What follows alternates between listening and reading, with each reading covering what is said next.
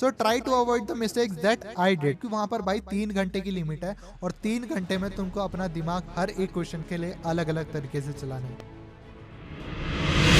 Hi everyone, welcome back again to my YouTube channel. I am Rishu and I am a CBSE 12th grader.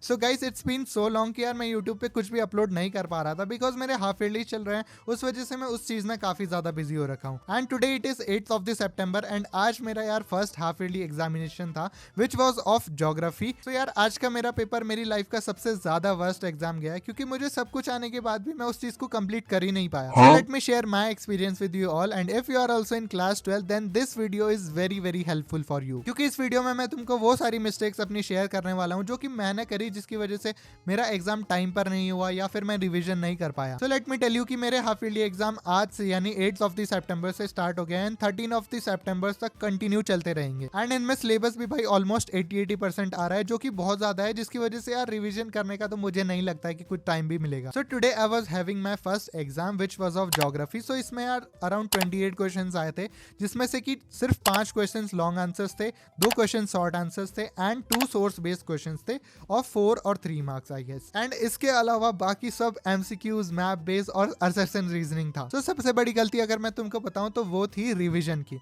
क्योंकि भाई last time पे मुझे सबसे ज्यादा ये रियलाइज हुआ कि मुझे सब कुछ चीजें आती है बट मैं उनके आंसर्स को यार प्रॉपरली दिमाग में फ्रेम कर ही नहीं पा रहा था, जिसकी वजह से यार मुझे एग्जाम करते करते ना बहुत ज्यादा टाइम निकल गया। तो सबसे ज्यादा बड़ी गलती यही रही। एंड उसके बाद अगर मैं दूसरी गलती बताऊं तो वो थी कि मैं अपने टाइम को मैनेज कर ही नहीं पाया, क्योंकि जब मैं घर से स्कूल गया तो मेरे दिमाग में सच कुछ प्लान था ही नहीं कि मुझे एग्जाम किस फॉर्मेट में करना है, कितने टाइम में मेरे ये क्वेश्चंस कंप्लीट हो जाने चाहिए, कितने टाइम में मेरे एमसीक्यूज कंप्लीट हो जाने चाहिए। वो सब चीजें मेरे दिमाग में कुछ भी क्लियर नहीं थी, जिस वजह से यार मुझे कुछ ज्यादा ही टाइम लग गया। सो सबसे पहले मैं तुमको अगर अपना ऑनेस्ट रिव्यू बताऊं तो मैंने अपने 5 मार्कर क्वेश्चंस को सबसे पहले अटेम्प्ट करा था, क्योंकि मुझे ऐसा लग रहा था कि अगर मैं एमसीक्यूज नहीं भी कर पाया तो कोई दिक्कत नहीं है, क्योंकि मैं उसमें टिक वगैरह कर सकता हूँ लास्ट के टाइम पे। बट अगर मैं इनको नहीं कर पाया तो मेरा बहुत ज्यादा लॉस होने वाला था। तो सबसे पहले मैंने इनको स्टार्ट किया एंड थ्योरी में मेरा काफी ज्यादा अच्छा गया, क्योंकि मुझे ऐसा नहीं लगता है कि मेरे थ्योरी में कहीं भी ज्यादा मार्क्स कटेंगे। बट इसमें यार मेरा कुछ ज्यादा ही टाइम कंज्यूम हो गया, क्योंकि मैंने एग्जाम लगभग 8 बजे शुरू करा एंड 9:30 बजे तक सिर्फ मेरे ये 5 क्वेश्चन हुए थे, क्योंकि इनके आंसर कुछ ऐसे थे कि अगर मैं इनको शॉर्ट में लिखूं तो उसमें प्रॉपर डिटेल नहीं आ रही थी, जिस वजह से मुझे नहीं लग रहा था कि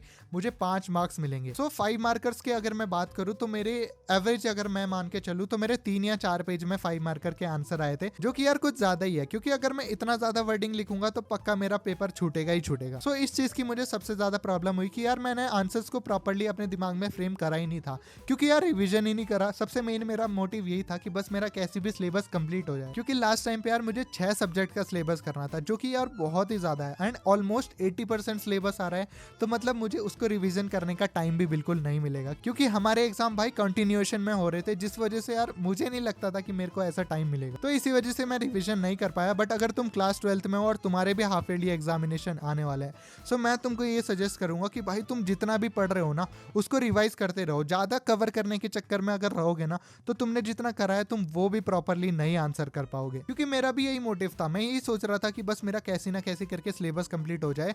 बट भाई मैंने सिलेबस तो कंप्लीट कर लिया, बट जो इन डेप्थ डिटेल होती है ना वो मैं अपने आंसर में लिख ही नहीं पाया। बट हाँ, मुझे इतना आइडिया है कि मेरे इसमें मार्क्स नहीं कट पाएंगे। बट एक चीज होती है ना कि यार मन को संतुष्टि नहीं मिली, तो मेरे को भी आंसर्स लिखने के बाद वही चीज हुई कि मुझे अपने मन की संतुष्टि नहीं मिली। मतलब मैं और अच्छे से आंसर्स को फ्रेम कर सकता था, लेकिन मैं नहीं कर पाया। सो 5 मार्कर्स को कंप्लीट करने के बाद I begin with section number G, जो कि था हमारे सोर्स बेस्ड क्वेश्चन, जिसमें कि 2 क्वेश्चंस थे एंड उनको समझ के अपने अंडरस्टैंडिंग बेसिस पे हमको आंसर्स लिखना था, जो कि यार मैंने लिख तो रखा है प्रॉपर्ली। बट मुझे ऐसा लगता है कि इसमें मुझे फुल मार्क्स नहीं मिलेंगे, कहीं ना कहीं 1-1, 2-2 नंबर कट ही जाएंगे। एंड इनको कंप्लीट करने के बाद I started doing section number ई, जिसमें थे हमारे 2 शॉर्ट क्वेश्चंस एंड जिसमें से मुझे एक क्वेश्चन बिल्कुल भी नहीं आता था। बट यार देखो, आज के दिन मेरी कुछ किस्मत ही ज्यादा अच्छी थी, क्योंकि 2 क्वेश्चंस में से मुझे जो एक क्वेश्चन नहीं आता था उसमें एक क्वेश्चन की चॉइस थी, तो मैंने चॉइस वाला क्वेश्चन कर लिया बिकॉज वो थोड़ा बहुत ईजी था, इंटरनेशनल ट्रेड से था। मैं यहाँ पर फोटोज वगैरह सब ऐड कर दूंगा, तुम वहां से चेकआउट कर सकते हो। एंड अगर तुमको भी इस एग्जाम की प्रॉपर फोटो चाहिए तो मैं डिस्क्रिप्शन में टेलीग्राम चैनल की अपनी लिंक दे दूंगा, तुम वहां से जाके चैनल को भी सब्सक्राइब कर सकते हो एंड फोटोज को भी चेकआउट कर सकते हो। सो इतना सब कुछ करने के बाद मेरा टाइम भाई ऑलमोस्ट खत्म होने वाला था। मतलब लास्ट के 10 से 12 मिनट बचे हुए थे, जिसमें मुझे अपना मैप बेस्ड भी करना था, रीजनिंग बेस्ड भी करना था, असर्शन बेस्ड जिसको बोलते हैं, एंड एमसीक्यूज भी करना था, जो कि भाई बहुत ही ज्यादा था। एंड लास्ट टाइम पे ना एग्जाम लिखने के अलावा बहुत सारे ऐसे टास्क होते हैं जो कि हमको कंप्लीट करने पड़ते हैं। जैसे हमको अपनी शीट्स को अरेंज करना पड़ता है, साथ में उनको टाई भी करना पड़ता है, जिसमें यार मुश्किल से 1 या 2 मिनट तो पक्का निकल ही जाता है। और लास्ट टाइम पे भाई 1-1, 2-2 मिनट की कितनी वैल्यू होती है तुम कभी समझ भी नहीं सकते। सो अगर मैं तुमको बताऊं तो लास्ट के 10 मिनट में यार मैं बहुत ज्यादा पैनिक कर गया था, क्योंकि मुझे ऐसा लग रहा था कि ना मेरा मैप बेस्ड हो जाएगा, ना मेरे असर्शन रीजनिंग हो पाएगा तो सिर्फ और सिर्फ एमसीक्यूज, क्योंकि उसमें सिर्फ हमको टिक लगाने थे, मतलब ए और बी लिखना था।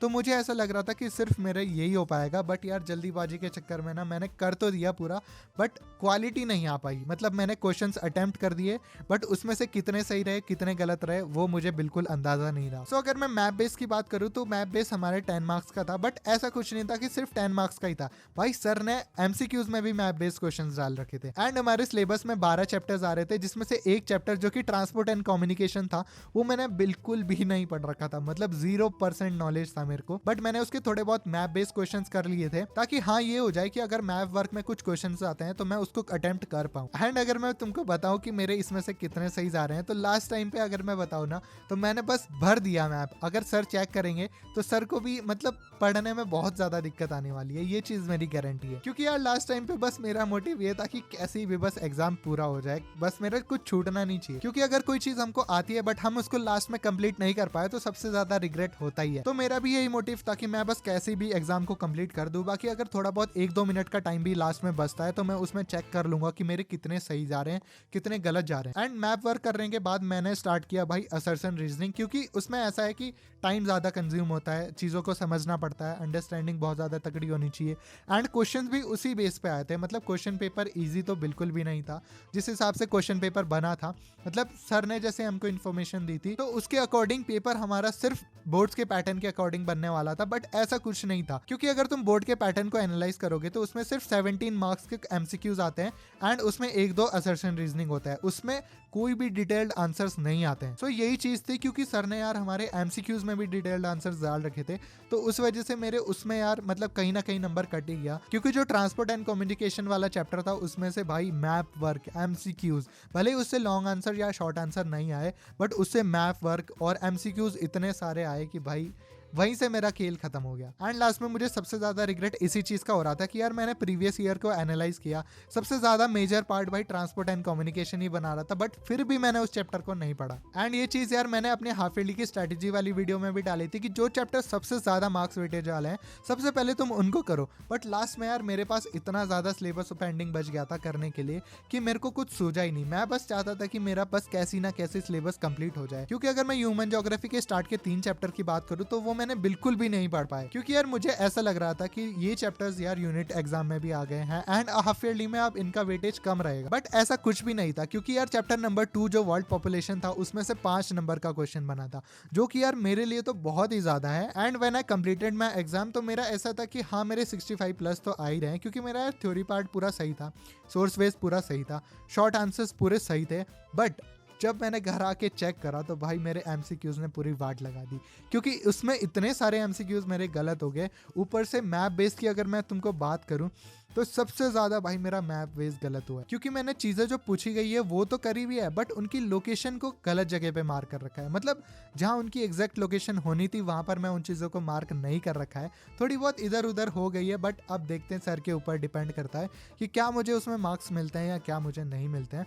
सो अगर मैं तुमको ओवरऑल बताऊं, सो इस एग्जाम में out of 70 I am gonna score definitely 58 से तो ज़्यादा ही आ जाएंगे, बट मिनिमम मेरा 58 तक स्कोर बन रहा है। 58 से 59 या 60 तक मैक्सिमम स्कोर होगा। सो अगर मैं तुमको प्रिपरेशन की बात करूँ तो इस एग्जाम के लिए यार मैंने बहुत ज़्यादा प्रिपरेशन करी थी, बट जस्ट एक चैप्टर की वजह से मैं इतना ज़्यादा नीचे आ सकता था मैंने कभी सोचा भी नहीं था। तो यही चीज़ें मैं अभी तुमको बताना चाह रहा हूँ कि तुम जितनी भी चीज़ें पढ़ रहे हो ना उतनी चीज़ों को प्रॉपर रिविजन करते रहो, क्योंकि अगर तुम रिवाइज नहीं करोगे ना तो तुमको आता सब कुछ होगा लेकिन तुम लास्ट में आंसर फ्रेम कर ही नहीं पाओगे, क्योंकि वहाँ पर भाई 3 घंटे की लिमिट है और 3 घंटे में तुमको अपना दिमाग हर एक क्वेश्चन के लिए अलग अलग तरीके से चलाना है, जो कि बिना प्रैक्टिस के तो भाई बिल्कुल भी नहीं होगा। तुमको हर एक दिन हर एक चैप्टर को कैसी भी करो बट उसको रिवीजन करना ही पड़ेगा, तब जाके तुम्हारे हाफ ईयरली में अच्छे स्कोर आएंगे। एंड मैं अगर अपनी पर्सनली बात बताऊं तो इस बार यार हाफ ईयरली मेरे पक्के बर्बाद होने वाले हैं, क्योंकि सबसे पहले तो मेरा सिलेबस ही नहीं कंप्लीट हो रखा, दूसरे हमारे एग्जाम भाई कंटिन्यूएशन में है, तो एक दिन में 12-12 चैप्टर को रिवाइज करना बहुत ही ज्यादा मुश्किल है। एंड अगर मैं तुमको चैप्टर के अकॉर्डिंग क्वेश्चंस की बात करूं तो कुछ चैप्टर्स में ऐसे क्वेश्चन जरूर होते हैं